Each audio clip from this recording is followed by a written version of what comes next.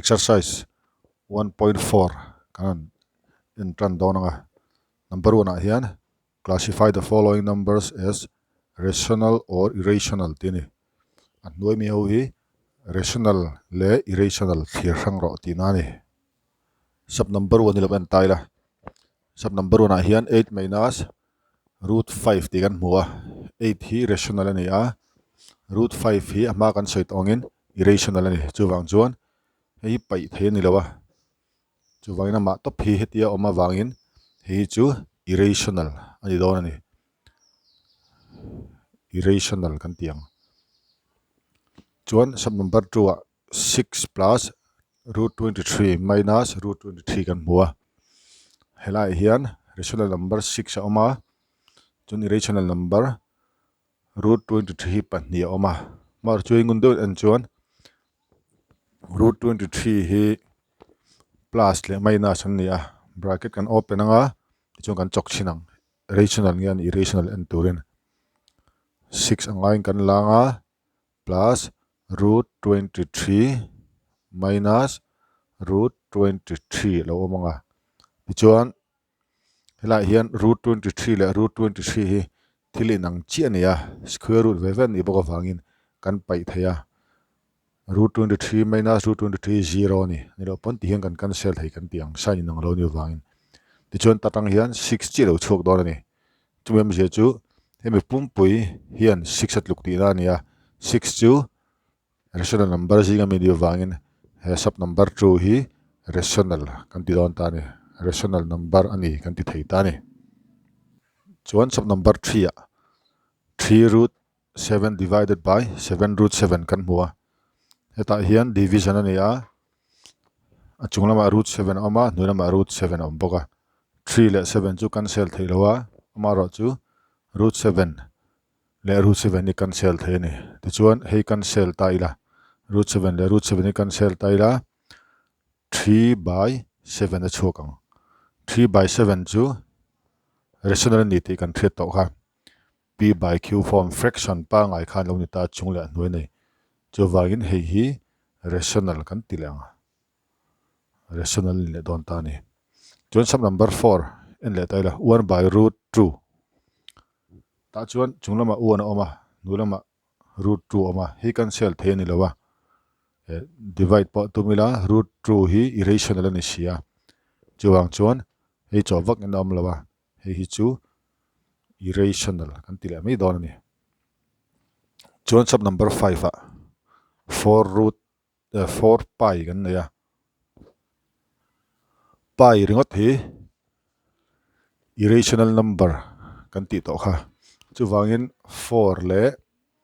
irrational number pi ain kopta chuwang chuan hemi pumpui hi irrational ani don ta ni ti chuan sub number 1 ni irrational ania sub number 4 po irrational ania sub number 5 po irrational ni tia kan tia hela hian heti han en meya irrational ni om tak sub number 2 te po kanan chok chin ta irrational ho kha an bo wangin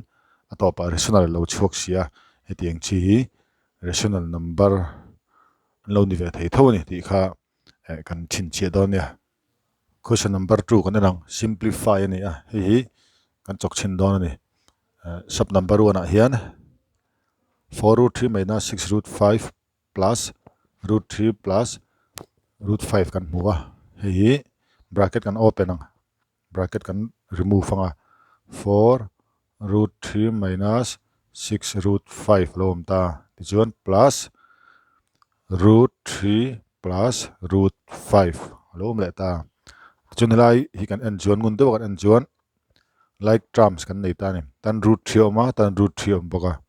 tan root 5 oma root 5 oma ni heta 4 root 3 le 6 root 5 hi pai the ni lawa achan chu root chu number an lo wangin unlike terms an ni maro chu elai 4 root 3 na an pui chu heta root 3 kan neya root 3 ma hian number engma om lawa coefficient nei lo kan ti theng chu maro chu engma in zelo hian uana om mang lo ni ta ti chuan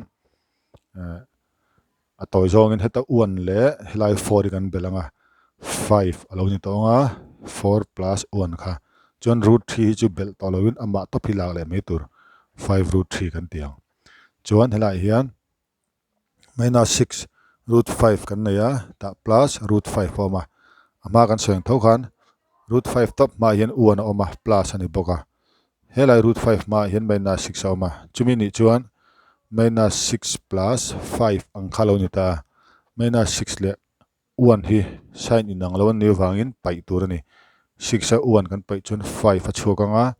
atam zok 6 in minus a kan vai minus 5 a chhuak dona chuti ni chuan eta hian minus 5 root 5 lo chhole mai don ani ti chuan 5 root 3 minus 5 root 5 lo ta ta hian common kan lang ta hian 5 om ve ve wangin hemite panni aya hian 5 kan langa open bracket kan tianga alla bang kha root 3 minus root 5 lo bang hi answer ni don ta ni common la ki chu kan thiam tur angai la kan thiam lo chuan kan in jot le don ya sub number 2 5 root 3 minus 4 root 2 minus 3 root 3 minus 2 root 2 kan lo nei ta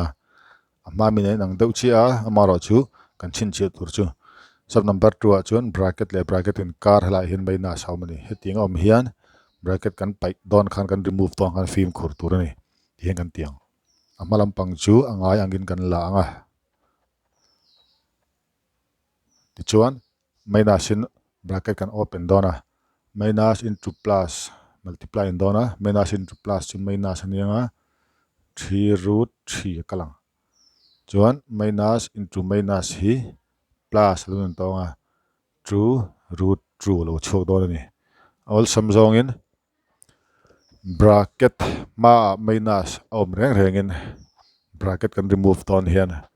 bracket chunga number om ho kha unsigned thak zel tur ani ti chuna chunga kan chong tho khan lo en le taila 5 root 3 an an puya nei chu heta 3 root 3 ve ve ta kan mule a hei hi an coefficient te kan an lenga tan 5 oma tan 3 oma minus 3 ani 5 minus 3 chu true anianga chuan root 3 kan la leng chuan helai hian minus 4 root 2 le plus root 2 kan hmuwa